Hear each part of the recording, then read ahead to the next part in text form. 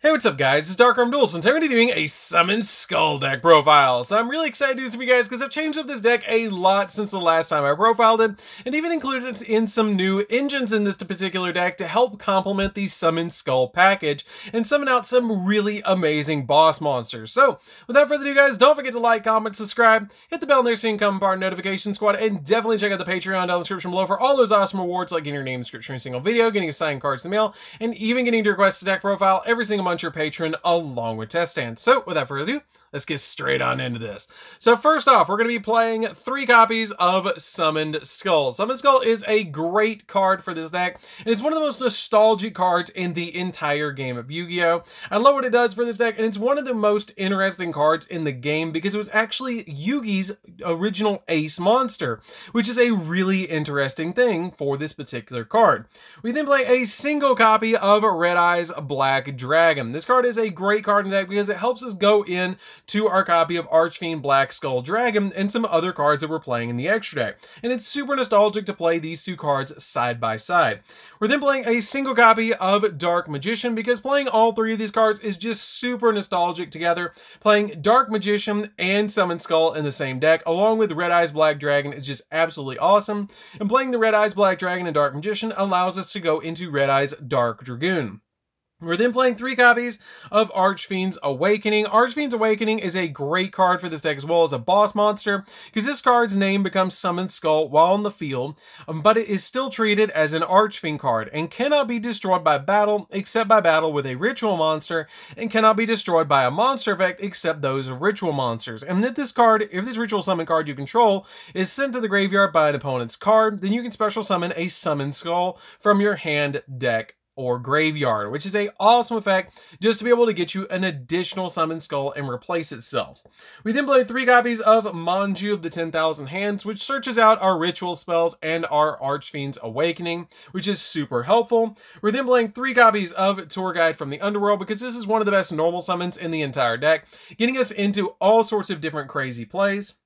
1 copy of Archfiend Eris. Archfiend Eris is just a one-of in this deck because it has the ability, if this card is sent to the graveyard because of a card effect, or it's destroyed by battle, then you can add an Archfiend card from your deck to your hand, which Summoned Skull is always treated as an Archfiend card as well as Summoned Skull, which is a really awesome thing.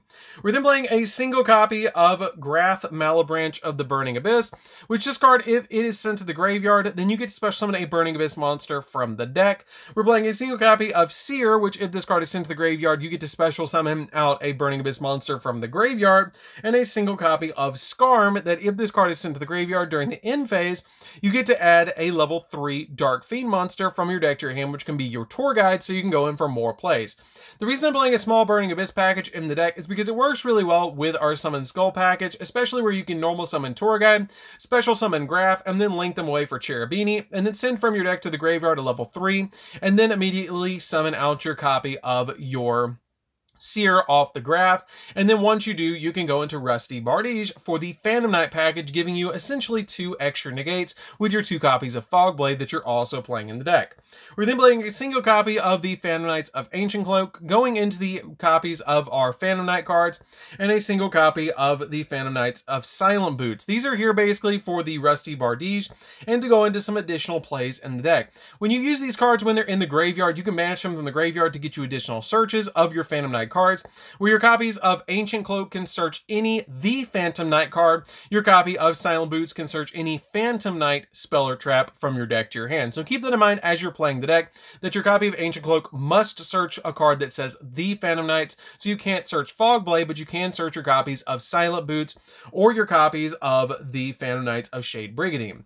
We're then playing 3 copies of Psychic Wielder. Psychic Wielder is a great special summon in the deck because we are playing a lot, and I mean a lot, of level 3s in the deck, and it's a really amazing card to be able to special summon to your side of the field to use as a link material or to synchro summon into our Archfiend's Call, which is a great synchro monster for this particular deck. If you control any level 3 monster, you can special summon this card to your side of the field, which is a great effect for this card to have. So that's it for the monsters, guys. Let's get into the spells.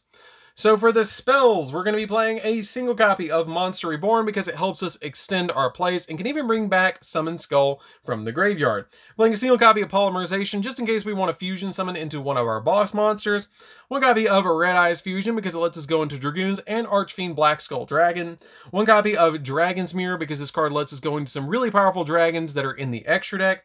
3 copies of Allure of Darkness, which lets us dig through the deck, especially with the amount of dark monsters we're playing in the main deck. 2 copies of Contract with the Abyss, because you can use this card to summon out your copies of your Archfiend's Awakening. 3 copies of Advanced Ritual Art. This card is a great 3-of in the deck. It lets you send from your deck to the graveyard a copy of a Summoned Skull, and then when you send that Summoned Skull from your deck to the graveyard, you're going to be able to summon out your copy of your Archfiend's Awakening from your hand, which is a great boss monster to summon off this card, which is why I play this card as a 3-of, because it's the best ritual spell to actually summon out your Archfiend's Awakening. We then play 3 copies of Preparation of Rites. This card is a great card in the deck because it lets you add a level 7 or lower ritual monster from your deck to your hand, and then it lets you add a ritual spell from your graveyard to your hand, but you can add the ritual spell. You can just use this card to search out your copy of your Archfiend's Awakening directly from the deck, which is really helpful for this deck to be able to do. But also, if you already have the ritual spell in the hand, you can just activate this and grab that ritual monster without grabbing the ritual spell from the grave.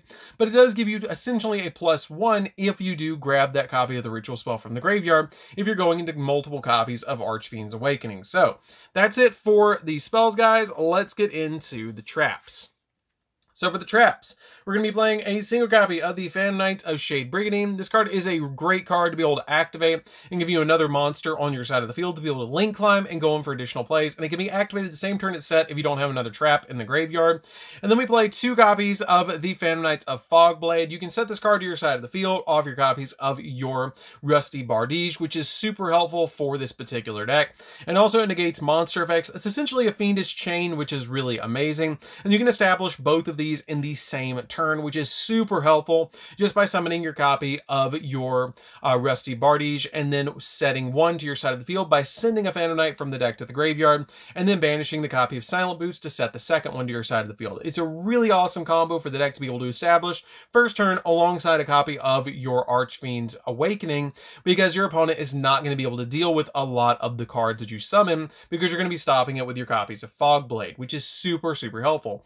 The only downside of this card is that actually you can't attack the monster that this card is currently affecting, which is the only downside to your copy of Fogblade. But other than that, this card is a great card to be able to stop your opponent. So that's it for the traps, guys. Let's get into the extra deck. So for the extra deck, we're going to be playing a single copy of Archfiend's Manifestation. This card is a great 1-of in here in this particular build. It becomes a Summon Skull while on the field, and it just requires a Summon Skull plus a Dark Monster to fusion summon in this card. But it's also treated as an Archfiend card, and all Summon Skulls that you control gain 500 attack. And if this fusion summon card you control is sent to the graveyard by an opponent's card, you can special summon a Summon Skull from your hand, deck, or graveyard. And this card is a great card to summon to your side of the field. We then play a single copy of Archfiend Black Skull Dragon. It's a very easy card to summon to your side of the field because you just use Red Eyes Black Dragon plus any of your Summoned Skulls that you have in the main deck, which is really easy, but you have to use the normal Summon Skull to summon this card. It's a really good card because when it attacks, your opponent can activate cards or effects, and after damage calculation, you can activate the ability that you can shuffle a Red Eyes normal monster from your graveyard into your deck and inflict damage equal to the monster's attack points. So you can inflict 2,400 points of damage to your opponent alongside having a 3,200 attack point monster. So this card's a really nice card to summon to your side of the field. We then play a single copy of Red Eyes Dark Dragoons because it can pop 2 cards. It's a walking negation. It can't be destroyed or targeted by card effects, and if it negates something, you get to gain 1,000 attack points on this card. It's a really good boss monster for this deck to be able to summon alongside your Summon Skull. I really like this card in this deck, and it's just a really awesome card to be able to summon. We then play a single copy of the First of the Dragons, which is my Dragon's Mirror target for the most part. It has the ability that must be fusion summoned and cannot be special summoned by other ways, and you can only control 1 of it, and this card cannot be destroyed by battle except with a battle with a normal monster, and it's unaffected by other monster effects, which is pretty good. A lot of people that play against this card that I've played with this deck against, they usually can't out the First of the Dragons unless they're playing like a Kaiju. So this card is a really good 1-of in here.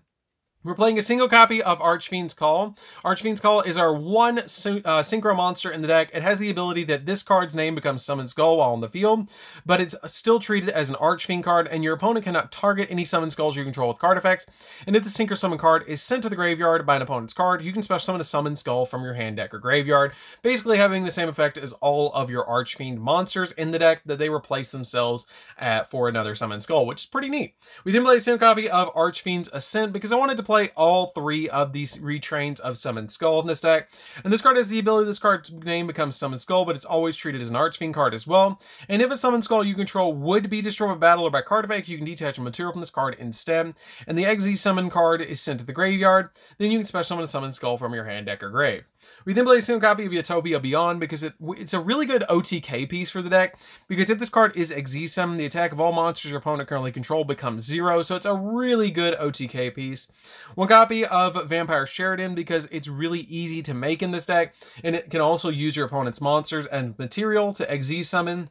Because if you use a monster that was owned by the opponent to Izzy summon this card, it becomes a level 6. So you can use any card that you take away from your opponent with the next card that we're actually going to play, which is a single copy of Jinzo Layered. I thought it would be really cool to play Jinzo Layered in here, because then at this point you're playing Dark Magician, Summon Skull, Jinzo, and your copy of Red Eyes Black Dragon, which is 4 super nostalgic monsters in this particular deck. This card has the ability to detach a material, target a monster your opponent controls, and take control of it, which is just a really good effect. We then play a single copy of Breaksword because it pops cards on the field, which is really nice, and you also have to pop one of your cards.